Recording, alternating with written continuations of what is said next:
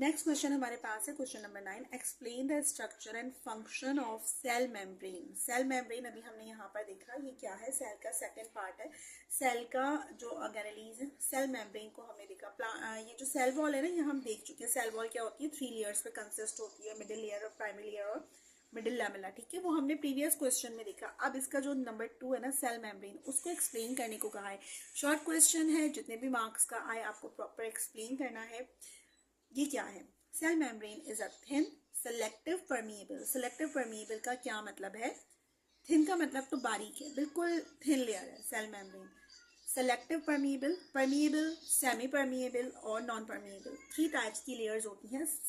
जो लेयर्स होती हैं, इसको आप समझना, इसको समझे बगैर आप ये क्वेश्चन नहीं समझ सकते। परमिएबल का मतलब होता है ऐसी लेयर, ऐसी मेम्ब्रेन जो अपने पास, अपने जरिए से तमाम चीजों को पास आउट कर दे। This is called permeable membrane. Non permeable का मतलब होता है जो हर चीज को ब्लॉक कर दे। एक ऐसी झिल्ली, एक ऐसी मेम्ब्रेन जो हर चीज को ब्लॉक कर दे, यहाँ के जो कंपोनेंट्स हैं यहाँ ना जाने पाए या ना यहाँ के यहाँ आने पाए। It's like a gate membrane. Non permeable ये होती है जो ऑर्गन्स या ऑर्गेनेलीज को यहाँ से वहां जाने नहीं देती, आउटर या इनर जाने नहीं देती, रोक के रखती है। परमिएबल का मतलब है जो तमाम कंपोनेंट्स को, जो ट्रांसफ्यूजन है उसको अलाउ करती है। बट सेमी का मतलब होता है हाफ, सेमी परमिएबल। तो ये जो सेल मेम्ब्रेन है, this is semi permeable in nature. Semi permeable का मतलब है कुछ कंपोनेंट्स को ये गुजार देती है और कुछ कंपोनेंट्स को नहीं गुजारती। और वो कौन से कंपोनेंट्स हैं जिनको ये गुजार देती है, वो आगे हम डिस्कस करेंगे। तो जो ये सेल मेम्ब्रेन है, this is semi permeable, means कि ये जो सेल के कंपोनेंट्स होते हैं उनको, कुछ कंपोनेंट्स को बाहर निकाल देती है सेल से और कुछ को अंदर आने देती है। कुछ कंपोनेंट्स को, तमाम चीज़ों को अलाउड नहीं करती और तमाम चीज़ों को ब्लॉक नहीं करती, ठीक है। आई होप कि आपको ये क्वेश्चन या जो है समझ आ रहा हो। It is made up of phospholipid and protein. किस चीज़ से मिलकर बनती है, फॉस्फोलिपिड लेयर है और प्रोटीन है इसके अंदर। अच्छा, ये जो फॉस्फोलिपिड होता है ना, समझ लो कि ये इसका एक पर्टिकुलर वर्ड होता है कि ये, इसको आप ऐसे समझ लो कि ये जो है ना फॉस्फोलिपिड लेयर जो होती है, ये अलाउ करती है कुछ चीज़ों को, कुछ चीज़ों को नहीं करती। Provide shape and transparent material across the cell, यानी कि ये एक शेप देती है। सेल मेम्ब्रेन क्या करती है, प्लांट को या एनिमल को एक शेप देती है, प्रॉपर या स्पेसिफिक।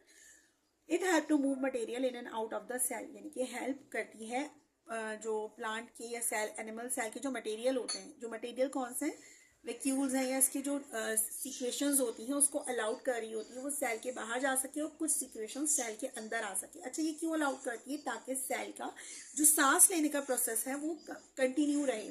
सेल रिस्पायर भी कर सके थ्रू माइटोकॉन्ड्रिया।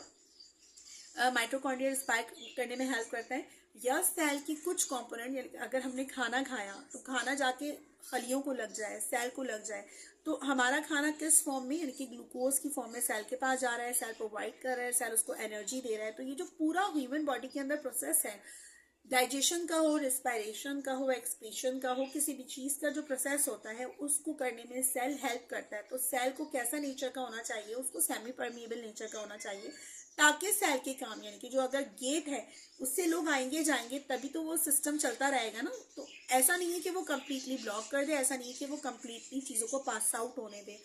तो ये क्वेश्चन नंबर 9 जो है, ये structure and function unit of cell membrane, ये हमें एक्सप्लेन करना है इस तरह से। तो आप इंग्लिश में भी याद कर लो, लेकिन उर्दू में समझना जरूरी है। नेक्स्ट क्वेश्चन हम देखेंगे, राइट नोट ऑन न्यूक्लियस।